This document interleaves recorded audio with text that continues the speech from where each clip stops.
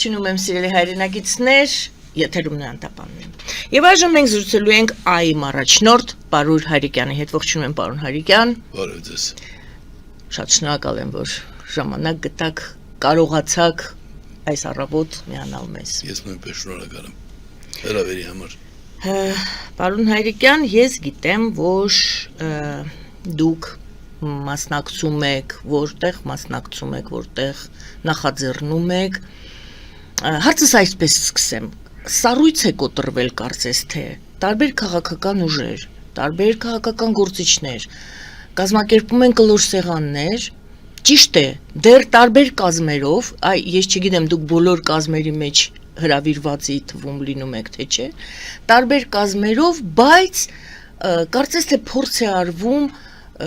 ընդհանուր խնդիրների շուրջ գտնել ինչ-որ ընդհանուր մոտեցումներ, ինչ-որ գուցե ճակատ ստեղծել, գուցե միավորվել, թե այլ է նպատակը, նախ ճիշտ եմ ասում, թե ոչ, ճիշտ է իմ ընկալումը, որ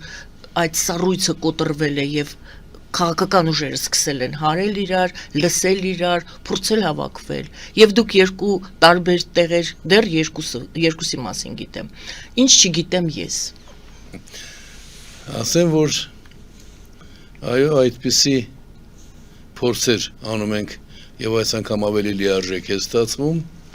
դուք երկուսն ասացիք, բայց արժի այդտեղ միացնել նաև 3 ազգային ժողովում տեղի ունեցած ունկնդրությունները, որի ընթացքում մենք ականատես եղանք,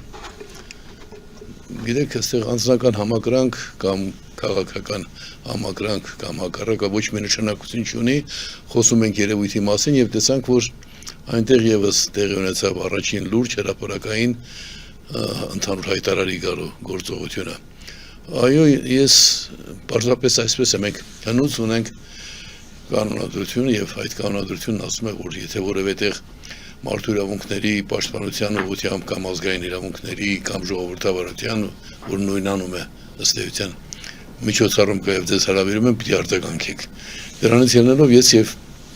այն պատասխանատուները միաժամանակ մասնակցում ենք այս փուլում կարող եմ ասել արդեն 3։ Ցավոք սրտի երբեմն տարաձայնությունները շատ սուր են լինում, բայց կարծում եմ, որ մենք մեր ներկայությամբ կնպաստենք, որ դրանք նվազագույնի հասնեն, ի վերջո այս միավորման փորձերը նպատակ չեն, դրանք միջոց են, շատ լուրջ նպատակի համար այդ նպատակը վերաբերում է մեր ընդհանրական, մեր հանրային կյանքին, առաջին հերթին ազգայինի շեշտադրումով, ինչու ազգայինի շեշտադրումով, որովհետև այսօր աշխարհում ընդունված է պետությունները համարել ազգային միավորներ, և մենք հասկանում ենք, որ մեր ազգի հայության հիմնական և գլխավոր գործիքը իր պետությունն է։ Իսկ պետությունը կարողունակ է և առավել արդյունավետությամբ է աշխատում, եթե ինքը իր ներսում չունի,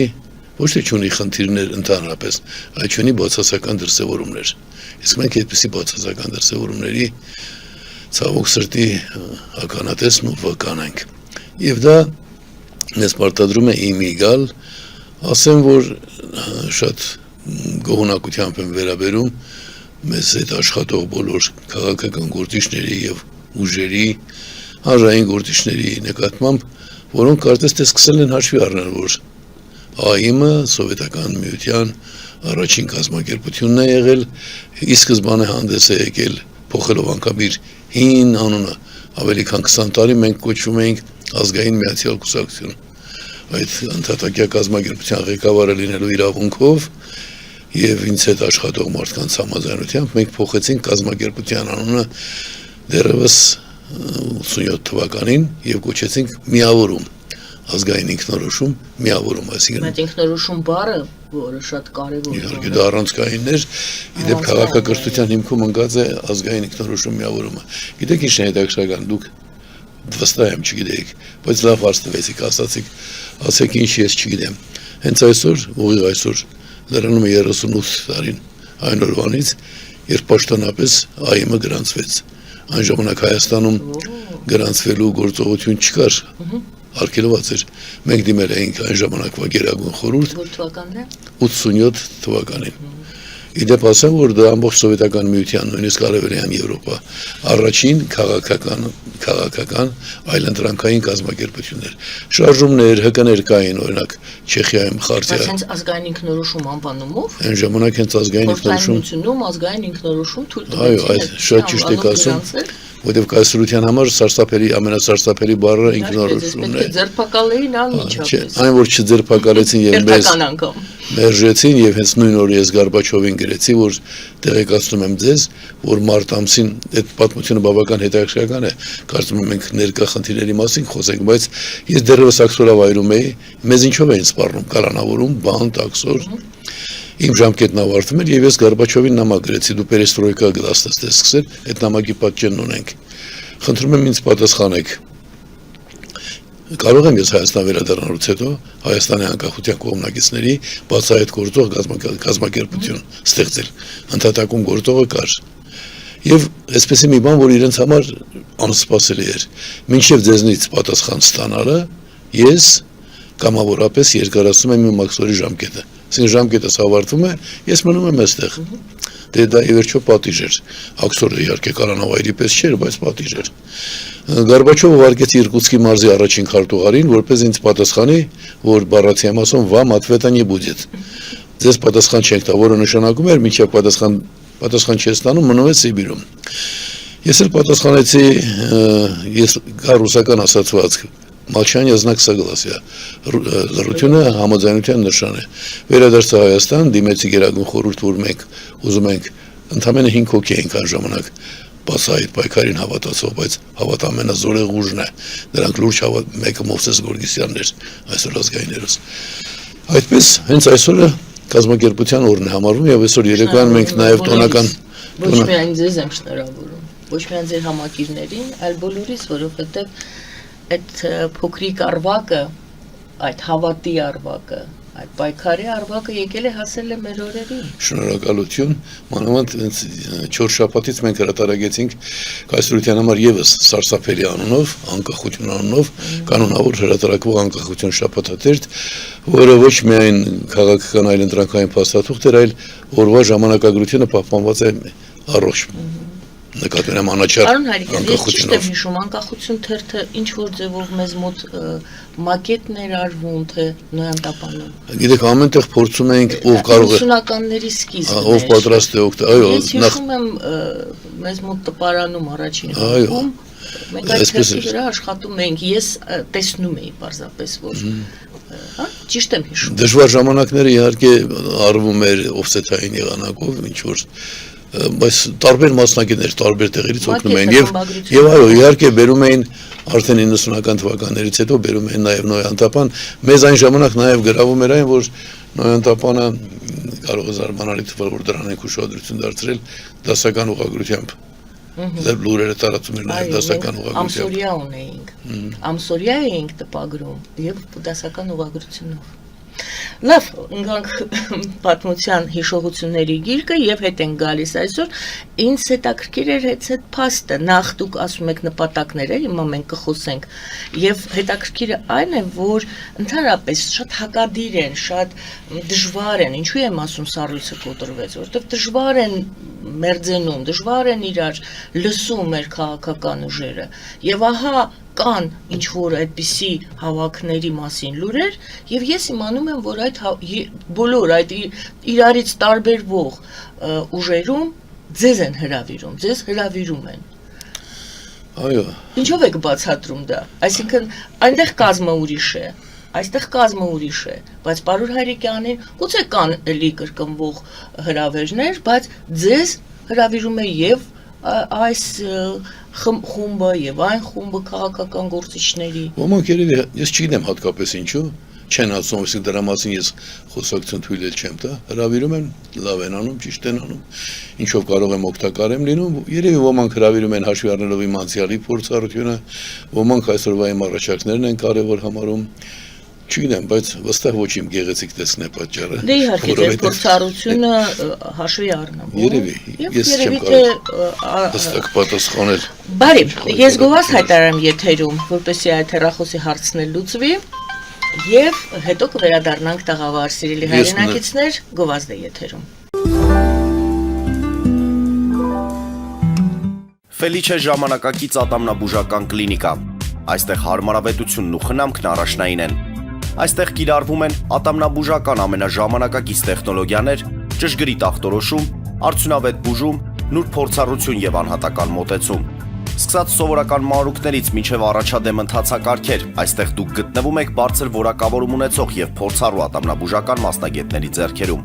Մեր բարեկամական եւ հյուրընկալ անձնակազմն այստեղ է յուրաքանչյուր այցը հաճելի դարձնելու համար։ Ֆելիչե, ձեր առողջ եւ ամենաերջանիկ շպիտը սկսվում է այստեղից։ Եկեք եւ բացահայտեք նորարարության փորձագիտության եւ կարեկցանքի կատարյալ համադրությունը։ Երևան շիփինգ, սենսացիալ ստեղ, հա։ Այո, ճիշտ եք եկել։ Սանդրոցներ Երևան ուղարկելը $2.99 օթանավով։ Այո, Իսկ եթե դոլար ուղարկես, դոլար ստանան։ այո, Իսկ որ տանեն տուն հասցնեն, էլի մի տոկոս, հա։ 2%։ Երասը ծրի է, էլի։ Ժողովուրդ սենսացիա, ծրի է։ Նորթ Հոլիվուդ,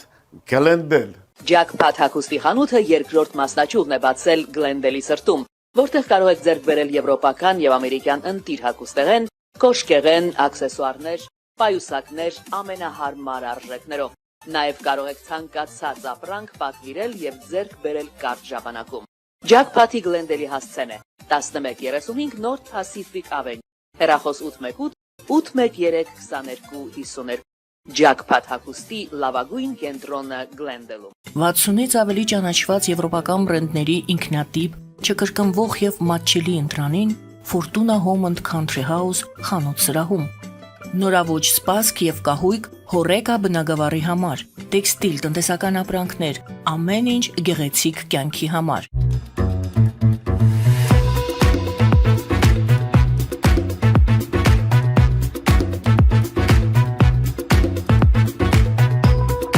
Արարատ ռեստորան, ընտանեկան եւ ընկերական ժամանցի լավագույն հասցե, սիրված արտիստներ, հյուրընկալ մթնոլորտ, հարուստ ճաշացան, անմահական խորտիկներ, Արարատ ռեստորան, հասցեն անփոփոխ, սիրով սպասում ենք ձեզ։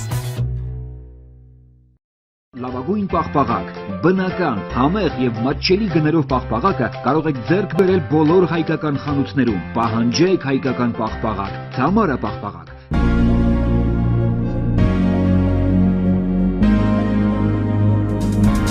Տպագրեք ձեր գիրքը նոյան տապան տպագրատանը, ինչպես նաև թերթեր, ամսագրեր, բուկլետներ եւ այլն։ Հասցեն քաղաք Երևան, Իսահակյան 28 առաջին հարկ։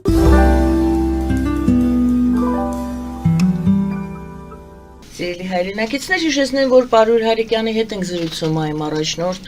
եւ պարոն Հարիկյանը սկուզեի, որ մեր լսարանին եւս ներկայացնեիք այն հեռախոսազանգը, ձեր հեռախոսը անընդհատ զանգահարում է, դե պարզ է, եթե այդպիսի ակտիվություն կա քաղաքական միավորների, քաղաքական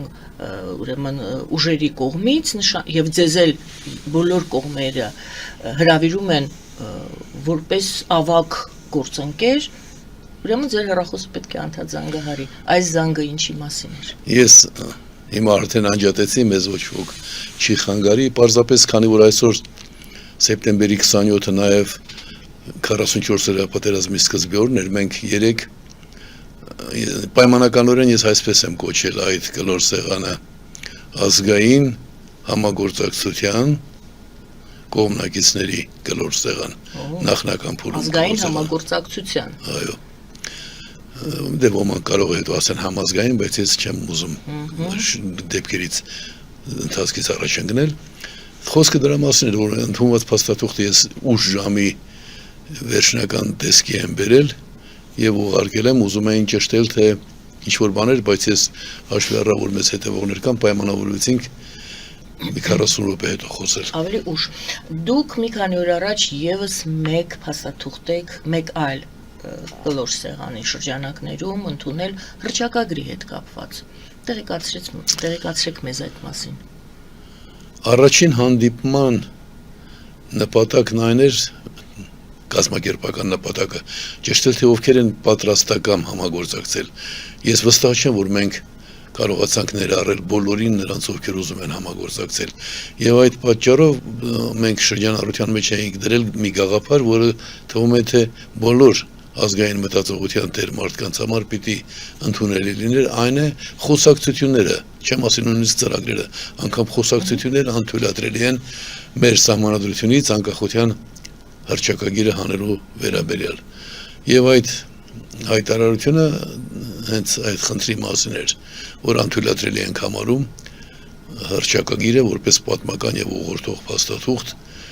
Գիտեք, այնպես չի, որ հռչակագիրը կատարելություն է ամբողջությամբ։ Օրինակ, այնտեղ չի նշված Հայաստանի բռնազավթումը ռուս-թուրքական համատեղ հարձակմամբ Լենին-Աթաթուրք, բայց ի վերջո դա պատմական փաստաթուղթ է, որը դեր է ունեցել մեր ժողովրդի կյանքում, եւ մանավանդ թշնամու պարտադրանքով այդպիսի ծրագրեր մշակելը անթույլատրելի ենք համարում։ Առաջին մեր ընդունած փաստաթուղթը դա էր, բայց պատկերացրեք ինքը կրոր սեղանն էլ ընդամենը միջոց է ավելի խորը կազմակերպական աշխատանքների համար, իմ պատկերացմամբ դեռևս դա կանոնադրորեն չի ստակեցված, բայց մենք մեր զրույցներում հասկանում ենք, որ կլոր սեղանը մարդկանց իմի բերելու եւ տեսակետներ լսելու համար է։ Հաջորդ քննարկման ժամանակ օրինակ ամեն մեկը ներկայացնում էր, թե ինքը ինչ պատկերացումներ ունի զարգացումների վերաբերյալ։ Եվ ես շատ ուրախացա, որ գրեթե բոլորը համաձայնեցին, որ իրավական ճանապարհը ամենաարդյունավետ, բացի քաղաքակիրթ լինելուց ամենաարդյունավետ ճանապարհը կարող է լինել։ Ճանապարհը դեպի ուր, դա որ Դեպի հարցներ ընդհանուր առմամբ մեզ համար մեզ պետք է որ եթե իրավական լեզվով ասենք, իսկապես սահմանադրության այն հոդվածները, որոնք վերաբերում են ժողովրդավարությանը, որ իշխանությունը պատկանում է ժողովրդին, դա կյանքի կոչվի, իսկ այսօրվա իրավիճակում մենք տեսնում ենք, որ ինչ որ անհատ միանցյան որոշումներ է կայացնում։ Չէ, դա խոսքը ավելի խորն է։ Ու ներկայացվեցին պատկերացումներ, դրանք հարստացնում են։ Մենք նաև օգնում ենք իրար հարստանալու։ Բայց ես ասեմ, իրավական ճանապարհով գործելու տրամադրվածությունը միանգամից արժանանում է համակրանքի չասեմ, այլ գտնում եմ, որ դա ամենաարդյունավետ ճանապարհն է եւ թերևս այդ ուղղությամբ իմ պատկերացմամբ մեզ հաջողվի զարգացնել։ Պարոն Հարիկյան, ինձ համար հասկանալի չեղավ այնուամենայնիվ իրավական ճանապարհը որ հարցի լուծման կամ որ հարցերի լուծման համար եք ընտրում այդ ճանապարհը եւ համարում, որ դա ճիշտ է։ Գոնե մեկը ասեք, մեկ ուղղությունը։ Բոլոր նրանք, ովքեր որ կամենում են, որ Նիկոլ Փաշինյանը հեռանա, ես ասացի, լսեք, եթե դուք Նիկոլ Փաշինյանին այդքան մեղքեր եք ներկայացնում, այդքան օրինախախտումներ եք ներկայացնում, դուք պարզապես իրավունք չունեք խոսելու միայն հեռանալու մասին, որտեղ իրավական պետության մեջ գործած ժողովրդի հանդեպ գործած հանցագործությունների համար պատասխանատվություն է ենթադրում, այլապես մենք կհասնենք այդպես կամայական վերաբերմունքի եւ նշեցի հատկապես այն, որ Նիկոլ Փաշինյանը ես մարդկանցից կրկին ներողություն եմ խնդրում, որ ստիպված եմ տալ այդ անձի անունը, ես ավելի հաճախ օգտագործում եմ մեր ազգային խայտարակությունը, թույլ է տվել կառավարությունը վերածել կամ իր հետ աշխատող մարդկանց դարձնել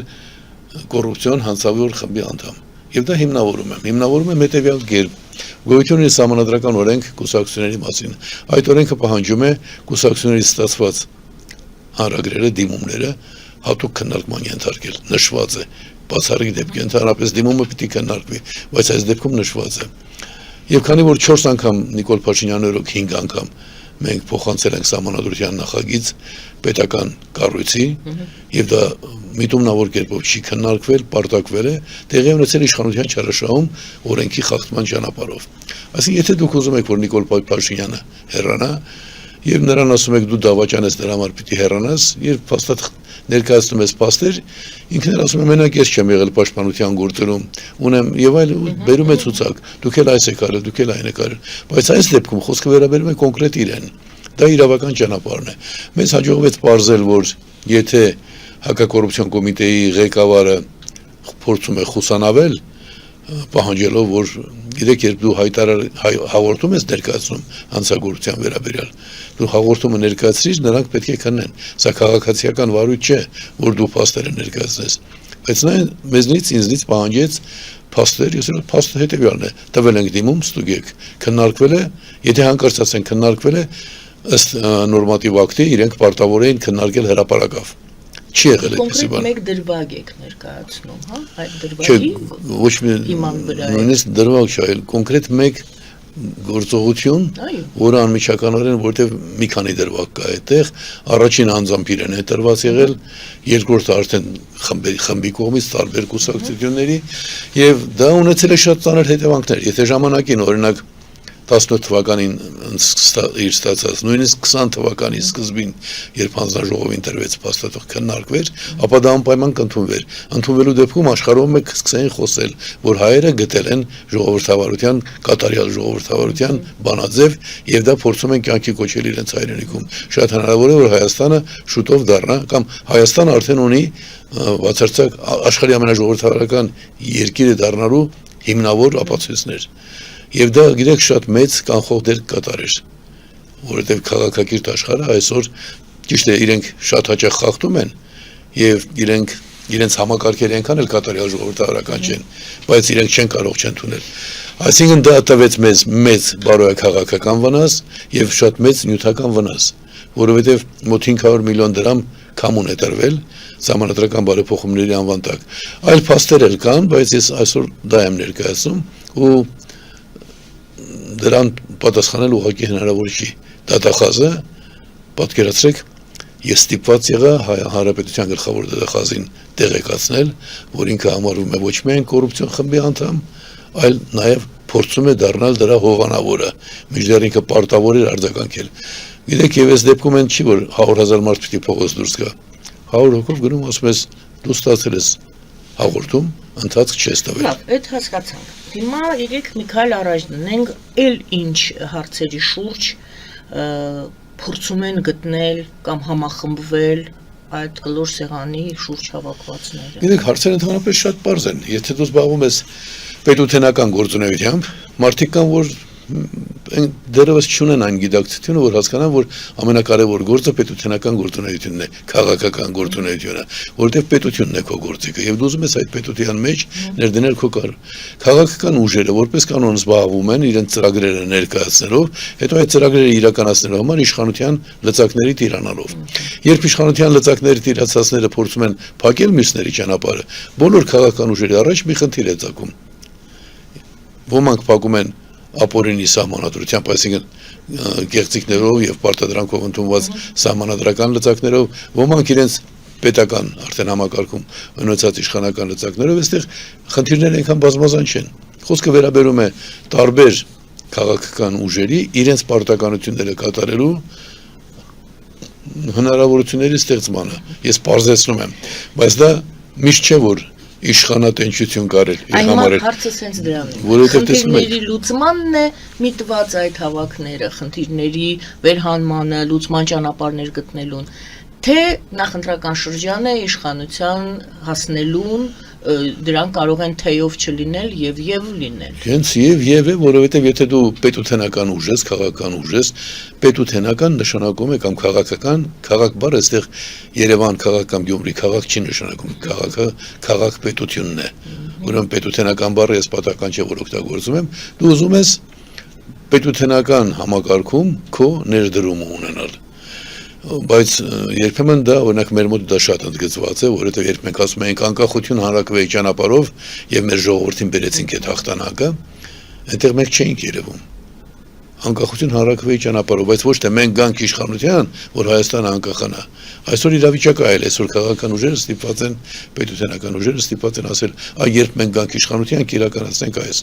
Հիմա ԱԻՄ-ը նույն կերպ շարունակում է նաև համոզում է մյուսներին, որ գլխավոր խնդիրը քաղաքացուն երկրի տերը դարձնելն է, որովհետև երբ քաղաքացիներն են, ժողովուրդն է իրապես տերը, ոչ թե խոսքով, այլ իրապես, այսինքն սահմանադրությամբ ամրագրված համակարգով։ Այդ դեպքում բնական է, որ դրական առաջարկները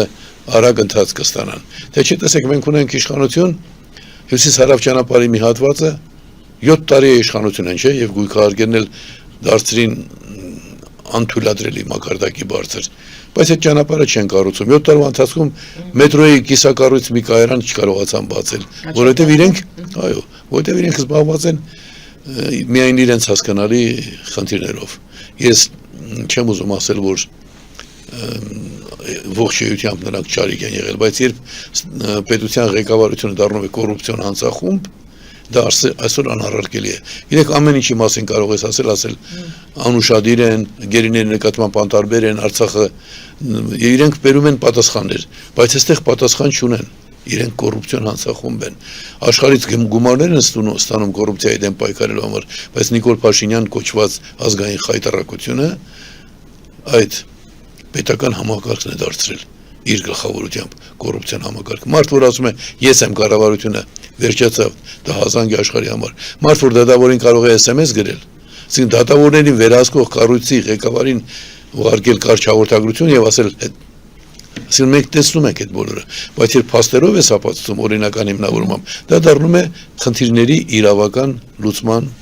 գործելակերպ։ Երկու հարց այստեղ պետք է դրվի, մեկը սահմանադրության թեման է, բայց երկրորդը կտնեմ, որտեղ սա մեծ է եւ ձեր այսպես անմիջական տիրույթն է, շատ եք այդտեղ մանրամասն հարցեր եմ տալու, երկրորդ հարցից սկսեմ, այսպիսի հավաքները, այսպիսի միավորումները, որոնք ունեն նախընտրական բնույթ եւ ունեն դեպի ընտրությունները գնալու միտում, դրանք սովորաբար բախվում են քանդվում են հետեւյալ խնդիրների առջև, ով է վարչապետը լինելու եւ առաջին 5-ից 10 համարների ցուցակի ընտրության մեջ։ Կարծում եք արդյոք, որ այս բոլոր դրական սկիզբը, որ դրվում է, այս ոգին, որ դրվում է, այս միտքը, որ դրվում է, գնալու է էլի բախվելու է եւ կոտրվելու է այդ քարերին։ Իհարկե բախվելու է։ Այդ մոտավորապես հավասար էր նրան, որ երբ քրիստոնեությունը սկսեց տարածվել եւ նրա այսինքն ընդունվեց որպես կրոն, նա չկարողացավ կանխել մարդկային գործոնը ձգտումները, գործոնը, դրական ու բացասական գործոնները։ Այստեղ մենք հավաքվելիս չենք շեշտադրում, թե հատկապես ով ինչ ակնկալիքներ ունի, ենթադրելով, որ ամեն մարդ ազատ է երազել, ինչ որ ինքը կամենում է։ Մենք այս ազգային խայտառակությունը չենք, որ արգելի հայ մարդկանց երազել հայկական արժեքների մասին, դրանց հայկական իրավունքների վերականգնման։ Տեսեք, իր համար իրավունք բառը գոյություն չունի, արդարություն բառը գոյություն չունի։ Մենք այստեղ հավաքվում ենք հաշվի առնելով, որ բոլորս էլ յուրովի երջանիկ լինելու իրավունքը եւ այդ իրավունքից օգտվելու իրավունքը նույնպես ունենք, հավաքվում ենք եւ չենք խորանում, թե ով հատկապես ինչ ակնկալիք ունի, բայց նկատել եմ, որ բոլորը շեշտադրում են հատկապես երկու հոգի, երկու պատգամավոր մոտեցան ինձ եւ առաջարկեցին դառնալ իրենց ոչ միայն իրենց, այլ միասնական տեխնացու վարչապետի, ես ասի, ես այդպիսի մտադրություն չունեմ, բայց ինձ հետաքրքրում էր ինչի են միանում։ Ուրեմն հիշելով ձեր միավորիչ դերը 96 թվականին, հասկանում եք, ես խոսքը 30 տարի առաջվա դեպքերի մասն է, բայց իրենք հիշում են, որ այն ժամանակ Հայդիկյանը կարողացավ զոհաբերել իր տեխնացությունը, որպեսզի կայանա միասնություն։ Իսկ դա քաղաքականության մեջ շատ տեղի ունեցող բան չի, որ ակնհայտ ընդդիմադիր գլխավոր տեխնացուն հանում է իր տեխնացությունը։ Երևի այդ գործոնը հաշվի առնելով, բայց ինձ համար ամենևին անակնկալ չի լինի, եթե այդ կլոր սեղաններից դրա համար էլ կլոր սեղան է կոչվում, չի կոչվում, ասենք դաշինք կամ կուսակցություն, այլ կլոր սեղան։ Ինչ որ մեկն ասի, ես այլևս չեմ գալիս, որովհետև իմ հույսերը չարտարացան։ Իր խնդիրն է ինքը գնա իր ճանապարհով, իսկ հնարավոր է նաև հակառակը, որ այդ կլոր սեղանին մասնակցող մոտավորապես 8-9 քաղաքական ուժ կան կլոր սեղաններից մեկի մասնակիցների թվում, կարող է այդ քաղաքական ուժերի, ասենք, կեսը համաձայնության կան գնան նաև նախընտրականի։ Այո, հնարավոր է նաև գժտություններ, հնարավոր է նաև հատուկ կազմակերպված, որտեղ դա բաց կառույց է, ով ուզում է կարող է գալ, այսինքն այո, սադրանքներ նույնպես հնարավոր են ու մենք ես դրան հանգիստ եմ նայում, ինչ որտեղ նայում եմ վերևից ու ինձ հնարավորություն է տալիս, գիտենք, մեծ նպատակների առկայությունն է այդպիսի հանգիստ վերաբերմունքի թելադրում, որովհետև երկար ճանապարհ ես անցել ու տեսել ես, որ թվում էր, թե անհնարին է, ինչ անկախություն, ինչ հանրաքվե է սովետի պայմաններում, բայց ի վերջո դրան հասանք, չկարողացանք ստիպել, որ Գորբաչովը, ես վերջնականն եմ ասում, օրենք ընդունի հանրաքվեի մասին։ Նույնը այսօր, եթե մենք հավատում ենք, գիտեք իմ գլխավոր խնդիրը, ես ինչու ժամանակին ինքնորոշման գաղափարին հանգիստ, որովհետև կարծում եմ բոլոր հայերը իմ նման մարդիկ են։ Եվ մեզ խանգարող միակ բանն այն է, որ ազատություն չունենք։ Եթե մենք հասնենք ինքնորոշման իրավունքի ներդրմանը, կիրառմանը, ասում եմ վերջ, մենք բոլոր խնդիրները կլուծենք լավագույն ձևով։ Հիմա էլ նույն ինքնորոշման խնդիրն է դրված հանրային կյանքում։ Եվ այդ հավաքների ընթացքում հասկանում եմ, որ ամեն մարդ նույնպես պետք է ինքնորոշվի իր դրական կամ ոչ այնքան դրական արժե համակարգով։ Դե կմաղվի երևի թե, այո։ Եվ կմաղվի, եւ կընթարցակվի, ավելի օրինակ երբ առաջին հայտարարությունները տպագրվեց, այնքան մարդ է գրել միանում եմ։ Հիմա տեսեք, քանի որ մենք միայն կուսակցներով չենք հավաքում, այլ թույլ ենք տվել, որ նաև անհատներ կան, որովհետև կլոր սեղան է արտահայտվել։ Մենք խնդիր ունենք, մտածում ենք այս հարյուրավոր մարդիկ, որ գրել են, մենք ինչպես չի հավաքվել հարց չի, բայց հիմա օրինակ քննարկում ենք նաև այդ հարցը, ինչպես միավորենք այն մարդկանց եւ եթե բոլորին հնարավորություն է տալիս դառնալու է դժվար կառավարելի միջավայր։ Պատկերացնում եք, չի ասենք բոլորը հերթով խոսում են կլոր սեղանում։ Եթե հավաքվի 100 հոգի եւ ամեն մեկը խոսի 3 րոպե, 4 ժամ պիտի միայն 4 ժամ չէ, 4 օր։ Չէ, դա առնվազն է, նվազագույնն եմ ասում, եւ նաեւ այդպեսի խնդիր կա ընդարձակվելու եւ նոր մարդկանց գալու հավանականությունը այս պահին ավելի մեծ է, բայց կգա նաեւ ժամանակ, երբ մենք ինչ որ կառույց կստեղծենք ներսում, որը բարբերաբար հաշվետվություն կներկայացնի բոլոր միավորվածներին։ Բայց ինքը պիտի լինի ուղղորդողը։ Հիմնական նպատակը, մենք խոսեցինք այդ նպատակ եզրույթի մասին, բայց պետք է լինի ինչ-որ հավաքական նպատակ, որի շուրջն է հավաքվում այդ մարդիկ հավաքվում են, ինչի շուրջն են, ինչի կարիքը կա այսօր, ինչի համար են հավաքվում։ Փողոցում ցանկացած մարդ, որ տեսնում ասում երբ եք վերջ տալու ես անօրենություններին այս նույնիսկ ուրիշ վատ բառեր են օգտագործում ես դրա համար մի փոքր կանգար։ Այսինքն բոլորը հասկանում են, որ մենք բնականon կյանքով չենք ապրում։ Ապրում ենք նախ վախի մթնոլորտում, հետո օրինակ խաղաղության մասին են խոսում են դեպքում, երբ պատանդներ կան, գժությունը չէ։ Խոսում են սահմանադրությունը փոխելու մասին, չնշելով թե սահմանադրության գործող սահմանադրության ինչն է վատը։ Հիմա դա սարսափելի բան է։ Եվ այս բոլորը մարդիկ, որ տեսնում ամեն մեկը կամ տեսնում է, որ հարկ էր տալիս օրինակի համար 10,000 դրամ, հիմա տալիս է 30,000։ 3 անգամ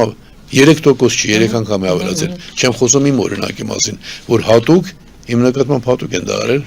Այս տարի 200 անգամ ավելի են վճարելու, քան 4 տարի առաջ են վճարել։ Այսինքն մարդիկ տեսնում են, որ մենք իբր թե պարտվեցինք, բայց պարտվել ենք ինչ որ հեռավոր վայրերում ռազմական գործողությունների ժամանակ, բայց չէ որ Սարդարապատից առաջ մենք մեզ պարտված չէինք համարում։ Իսկ Սարդարապատից առաջ թշնամին Երևանի տակ էր, Այսինքն ուզում են հասկանալ, այս ինչ է կատարում, հետո այս ինչ 4-րդ հանրապետության մասին է։ Ամեն մարդ տարբեր բաների մասին, այսինքն իր գիտելիքներին համարժեք եւ իր փորձառությանը, իր հետ կապված դեպքերի, ասում է ինչ, ուրեմն սովետական ժամանակը եղել է հանրապետություն, հա, բայց ինչ ենք հանրահավաքանում անկախանալու համար։ Այսինքն նա երկրորդն եղել, այս ինչ գժություն է, այս բոլորից ուզում են թանկացումները, խոսում են իբր կյանքի մակարդակը բարձրացել է, բայց գիտեք, միջինը 2 անգամ բարձրացել է ամեն ինչի գինը։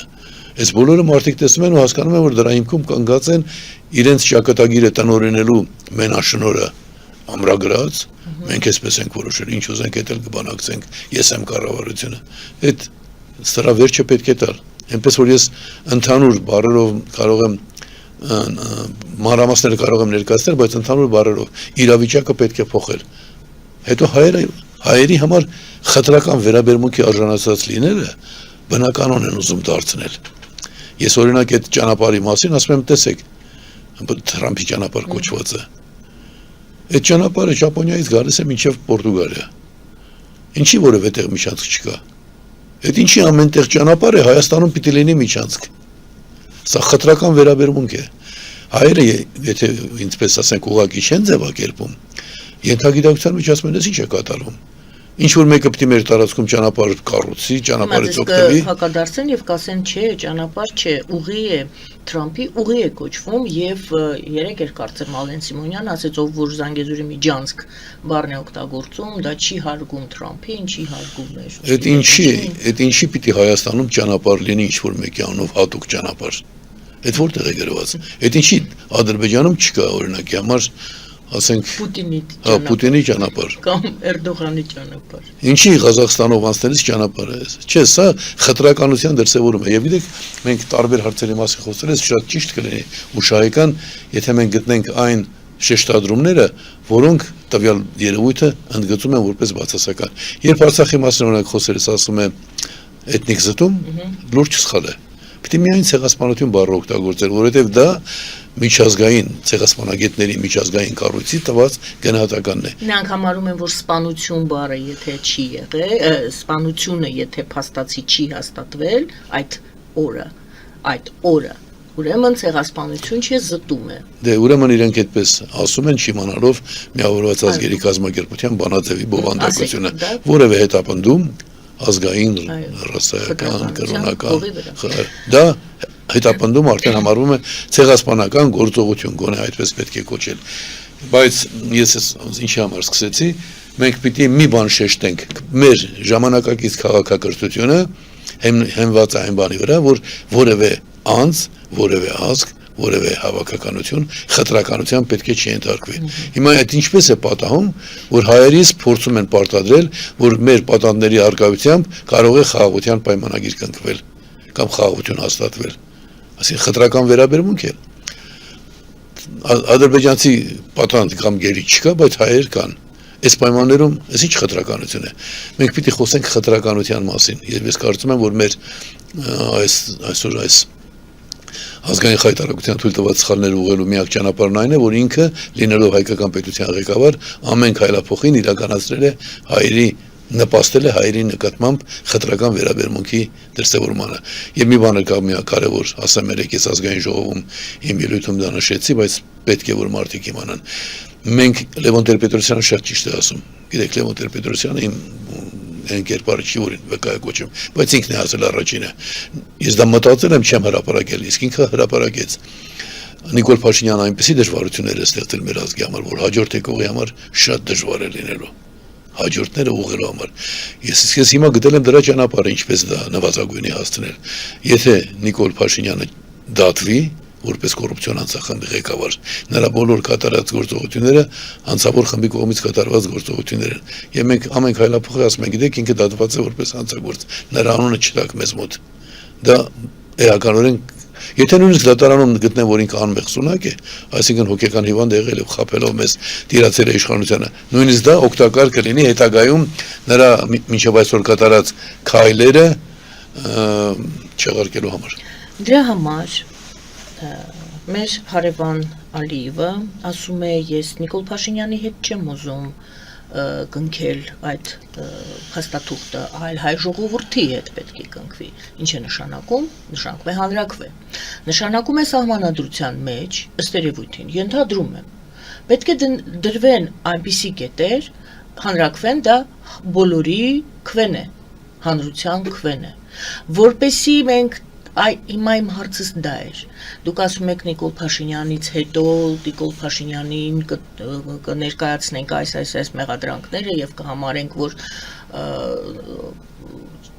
չեղյալ չասեցիք, կարելի է չեղյալ հայտարարել։ Ոչ, Ալիևը ասում է դուք հիմա հանրաքվե պետք է անցկացնեք եւ Փաշինյանը հայտարարել է, որ սահմանադրություն պետք է փոխվի։ Սահմանադրությունը փոխվում է հանրաքվեով։ Ինչ եք դրան պատասխանում։ Ինչի մասին խոսում եք, դուք գալիս եք սահմանադրության իմ նման։ Ես էլ ինչի մասին խոսում եմ, ասում եմ սահմանադրության։ Հիմքը դա է, դու չես կարող ծառի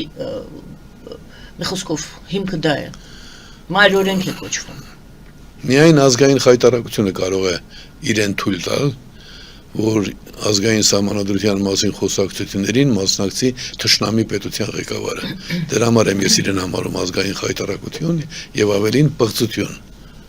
Ամեն ազգ ունի դրական կողմեր եւ նաեւ բացասական կողմեր։ Ինքը խորհրդանշում է մեր ազգի ամենաբացասական կողմերը։ Աշխարհի ոչ մի ուրիշ պետություն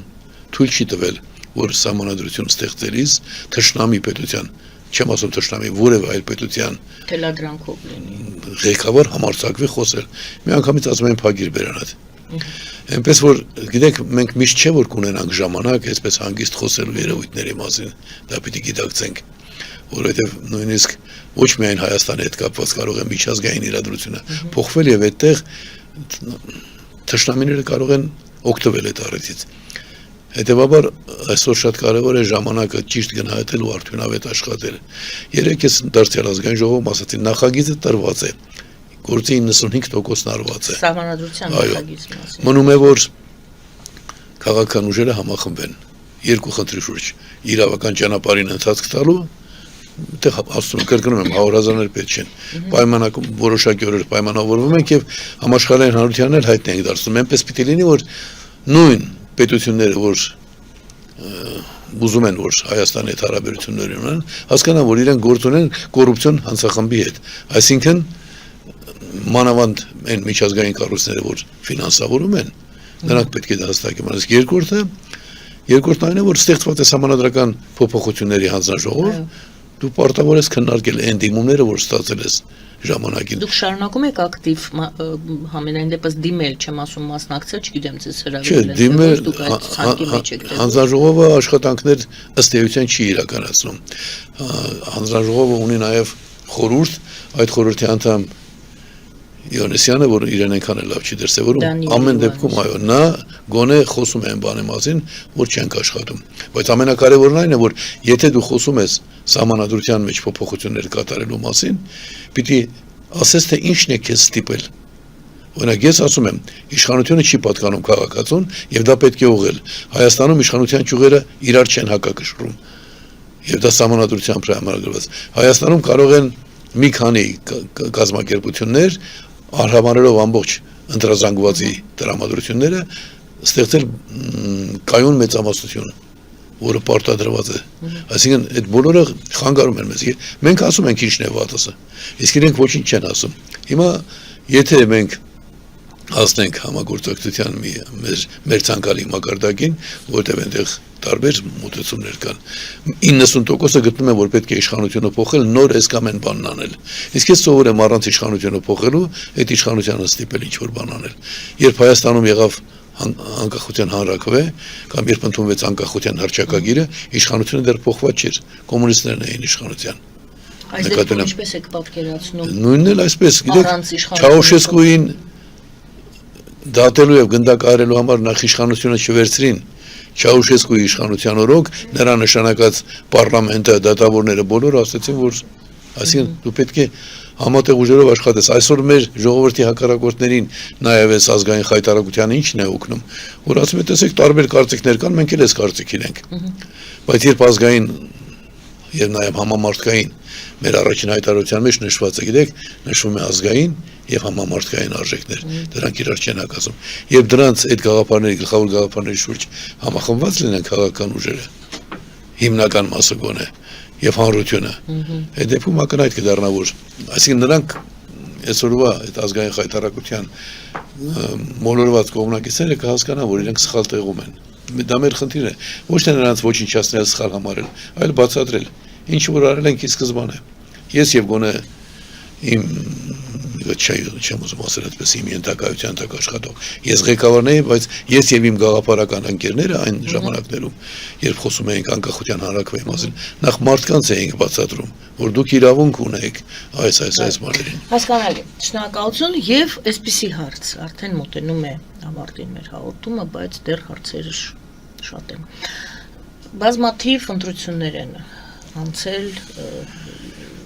ձեր կյանքի ընթացքում, բայց փորձառություն ունեք այդ հարցում, մասնակցել եք նաև նախագահի ընտրություններին որպես տեխնացու, նաև այո, գնդակահարված տեխնացու, բայց բարեբախտաբար ոչ մինչև վերջ։ Ձեր վիրակապը միշտ աչքիս առաջ է, հենց ձեզ կներեք, հենց տեսնում եմ այդ վիրակապը, տեսնում եմ ձեր ուսներ վիրավորված չեք։ Չէ, փամփուշտը այստեղ էր։ Հանրագի մոտից մտավ, թիագիտակից հանեցին։ Հիշում եմ, այո։ Բայց լավ փամփուշտ էր, գիտեք, այսպես է գնացել, որ ոչինչ չվնասի։ Դուք հիվանդանոցում եք, հարցազրույց են վարել, դուք բարկացեք։ Մի խոսքով անցած։ Ասելիքս այն է, որ շատ բան եք տեսել, շատ բան է եղել, մենք էլ ենք տեսել, ես էլ որպես իմ գործիս տերմարդ։ Այս ընտրությունները, գալիք ընտրությունների, ինտրիգը որն է լինելու, ինչ եք տեսնում, ովքեր են դերակատարները, մենք առ այսօր էլի նորից չենք հասկանում, մենք 21 թվականից թեկուզ գոնե 21 թվականից մինչև այսօր ինչ որ բան փոխվել է, մենք ինչ որ նոր խաղացող ենք տեսնելու, խաղացող վատ բառ է, նոր քաղաքական ուժ ենք տեսնելու, ում միջև է ընտրելու այսօրվա քաղաքացին։ Ուրեմն սկսեմ նրանից, որ 2021 թվականի դրանից առաջ տեղի ունեցած ևս ընտրության ժամանակ շատ լուրջ խախտում է տեղի ունեցել։ Վարչապետի թեկնածուն չի ընտրվել պարլամենտում, դրա հետևանքով ազդարարվել են նոր ընտրություններ,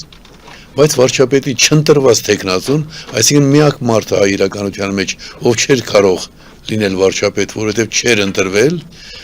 շարունակել աշխատել վարչապետի պաշտոնակատար։ Մինչդեռ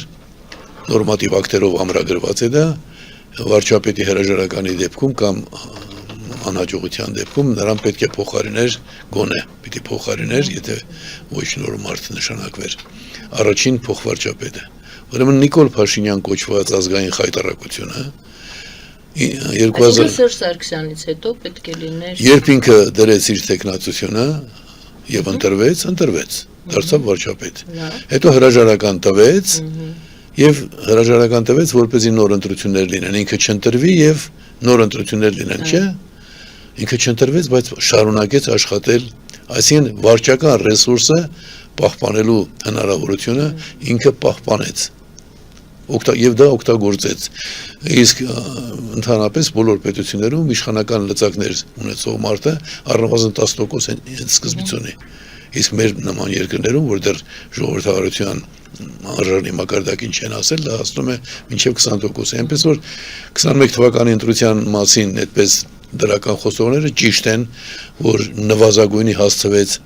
ընտրակաշառքների քանակը, լիարժեքորեն ճիշտ են, նվազագույնի հասցվեց բռնարարքները, բայց դա նման է նրան, որ Սահակաշվիլու ժամանակ ասում էին, որ կոռուպցիան ներքին օղակներում վերացավ, որտեղ լրիվ տեղափոխվեց կենտրոն։ Այստեղ էլ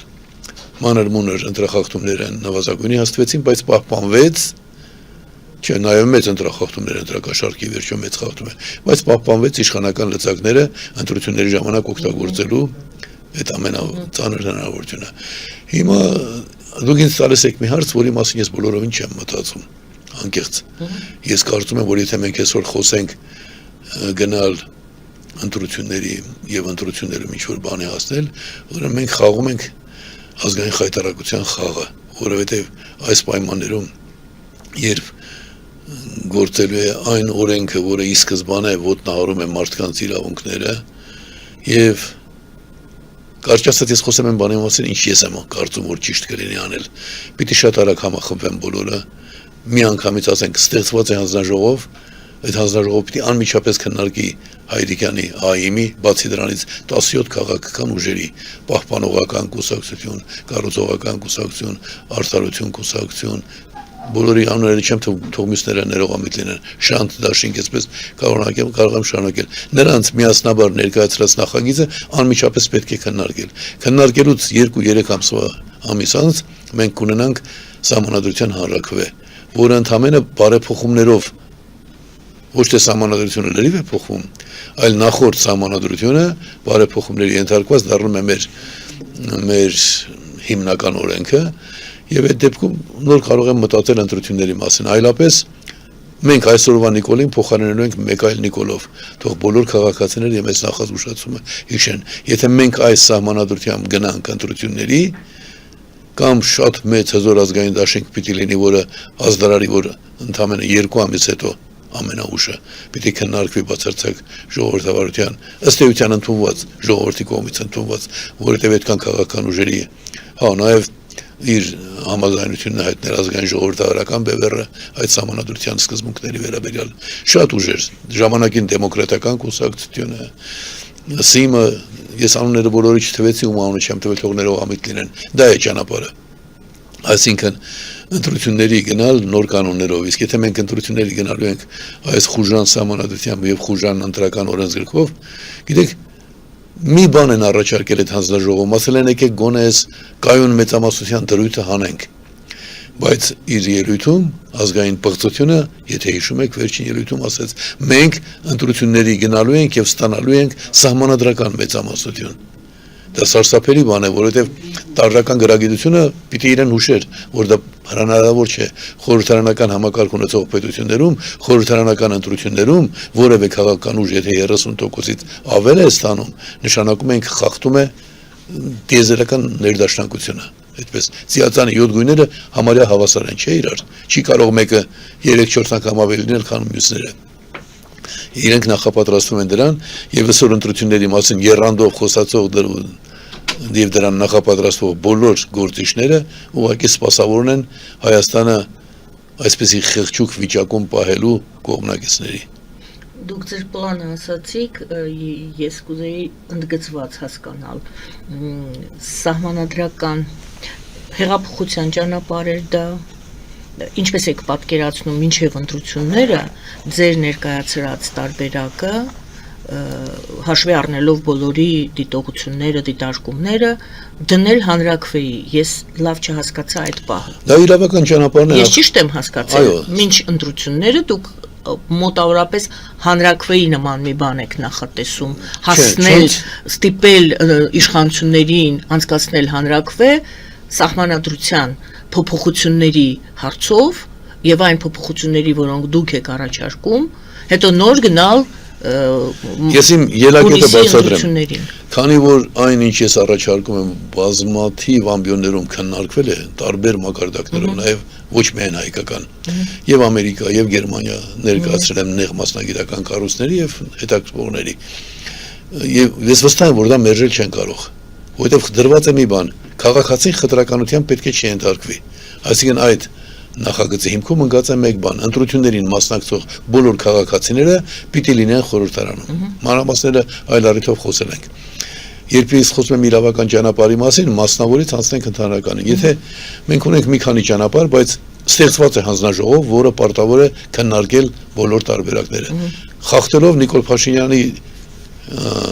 ազգային խայտարակության այդ թիմը ցույց է տվել, որ ինքը օրինախախտ է անել կոռուպցիոն հանցագործ, որովհետև այդ հանցագործությունները իշխանության չարաշահումը օրենսգրքում, քրեական օրենսգրքում բնութագրում են որպես կոռուպցիոն հանցագործություն։ Ուրեմն դա հարցի մի կողմն է։ Մյուսը այն, որ այդ հանրային ճնշման տակ մենք ասում ենք նախագիծը չեք քննարկել, քննարկեք։ Իրավաբանները հանձնաժողով որ պիտի քննարկի,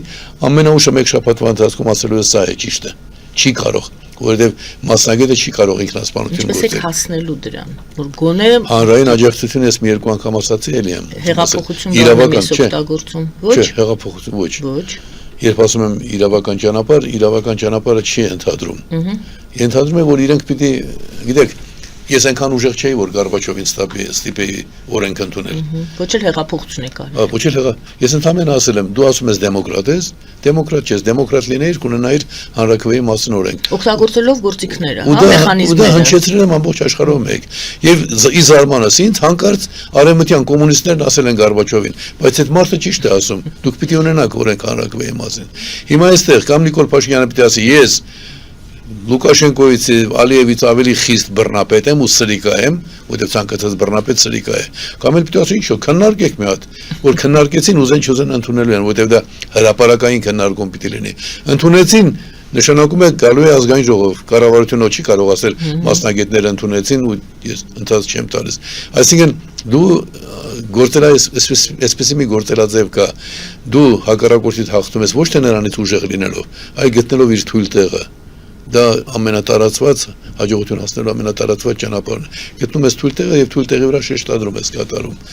Ու քանի որ դա ոչ թե ինձ համար է, այլ մեր ժողովրդի համար, ես կարծում եմ, որ մենք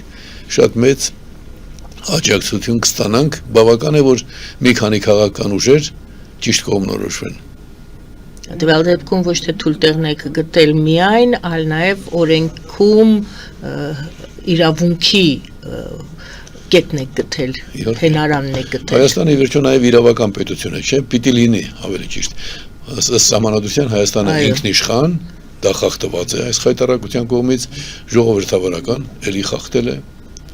սոցիալական, մենակ էս հարկային տերորը հերիք է։ Եվ վերջում իրավական պետություն է։ Եթե իրավական պետություն է, ապա իրավական գործելակերպը ամենաճիշտ ճանապարհներից մեկն է։ Շնորհակալ եմ շատ այսօրվա զրույցի համար։ Ես եմ շնորհակալ։ Շնորհակալություն սիրելի հայրենակիցներ։ Ահա այսպիսին է ընթացքը Հայաստանում, այս պահին դեռ նոր են սկսել, ճիշտ է, նոր են սկսել այդ հանդիպումները, Այո, նոր են սկսել և երկու ճանապարհ ունեն բյուրեղանալու կամ շատ ընդարձակվելու և ներողություն լղոզվելու, տեսնենք որ ճանապարհով են գնալու այդ հավաքները։ շնորհակալ եմ նախազգուշացման համար։ Շնորհակալություն եւ ձեզ սիրելի հայրենակիցներ, որ մեզ հետ եք այս հարցազրույցի ընթացքում ԱԻ առաջնորդ Պարուր Հայրիկյանի հետ էի զրուցում, ես Գայանե Արաքելյանս, բարին ընձեզ եւ լավ օր։